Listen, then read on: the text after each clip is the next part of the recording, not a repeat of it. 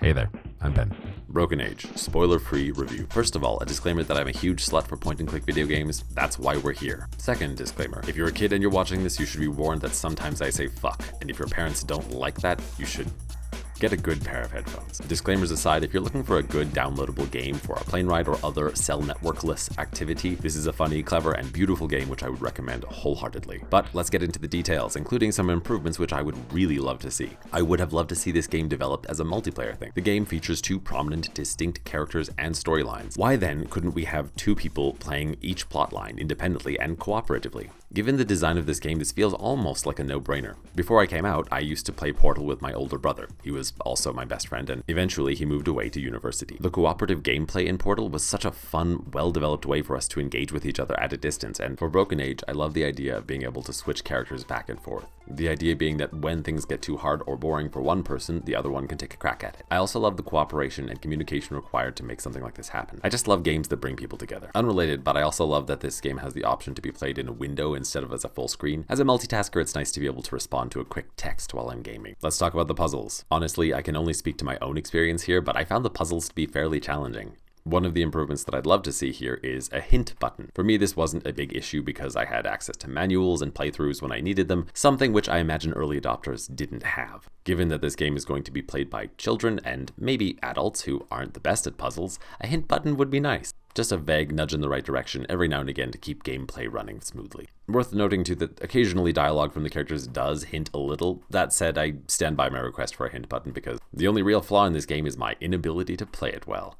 All in all though, the puzzles were clever, fun, and inventive. The art, I feel like I could talk for days about the art, but suffice it to say, it is bright, vibrant, and colorful. I think with a lot of creations, there's this Western cultural bias towards making things look drab and austere so that they'll be taken seriously, but I really love that the art here is playful and beautiful. Furthermore, there's a lot of this beautiful art. The worlds that have been created feel fully realized, complex, and interesting, right down to the architecture and landscapes. Next, let's talk about the characters. First of all, Vela. One of the things that strikes me about Vela's character is that when writing a character like this, it's extremely easy to fall into the not like other girls trope. It would be equally as easy to jump on the tomboy train and ride it directly into mediocrity station. And that's a big part of what I like about Vela. She's a very unique individual, and while it's true that she isn't like other girls, she's written in a way that isn't heavy-handed. She doesn't feel like a trope or a stereotype. She just talks and behaves much like a real person would. Her dialogue can be funny at times, but truthfully, I think it's easy to fall for her just because she's so determined and headstrong. As for Shay, I think Shay's character also explores themes of rebellion, and honestly, his sarcasm is very endearing. Also, it's really cool that Elijah Wood took part in this project. It's nice and kind of cool to see him branching out into projects that he seems to really care about as opposed to exclusively chasing money. And of course, we have the supporting roles of the utensils. Good morning, Commander Shay. And I'd just like to say that having talking utensils makes for a lot of fun moments. Once more into the Milky Breach. It's fun to have characters that are normally just objects, like the spoon, for example, who is helpful and insightful. Now, sir, I don't just serve food. I also serve up nutrition facts and eating encouragement. Very no-nonsense. The knife, on the other hand, Oh, I'm the real deal, kid. is daring and violent, and I'm not sure why sentient knives are always stereotyped this way, but I like it. A technological marvel. Then, of course, there's Mom and Dad, as well as a bunch of other family members for Vela. Again, I would say what I said about Vela, which is that each character feels very fully realized, like a whole person, and it's so nice to see that attention to detail. One of the things that makes this game so fun is the dialogue, and even when that's not a prominent character or a moment, it's often funny. Granted, the humor can be very dry, fourth wall breaking humor, but as someone who's a massive fan of Deadpool, this is my kind of comedy.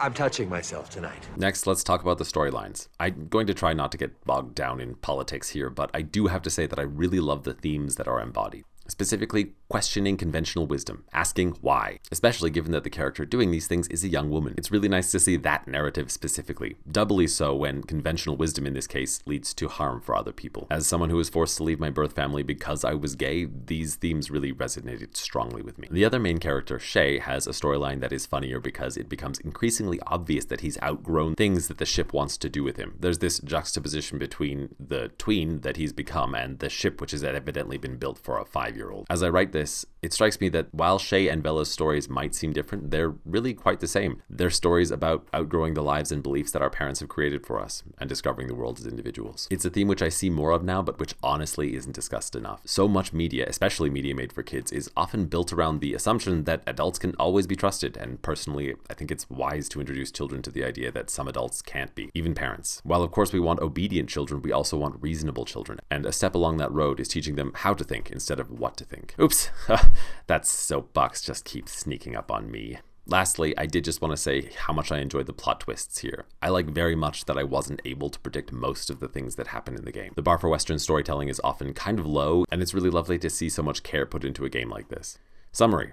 Honestly, this game is an absolute must if you're into point-and-click puzzle games. I would even suggest it as a great introduction to point-and-click. If you can, buy it, or at least add it to your Steam wishlist so you'll know when it goes on sale. Obviously, a lot of crowdfunding campaigns don't make it, but I have to say how ecstatic I was when I found out that this one had actually delivered. And of course, this game isn't new, but I think games are a lot like books in that they don't need to be new for a review to be useful. I hope this one was useful to you. Okay, that's pretty much it. This is BRBTG, I'm BRB, and as always, I'll be right back.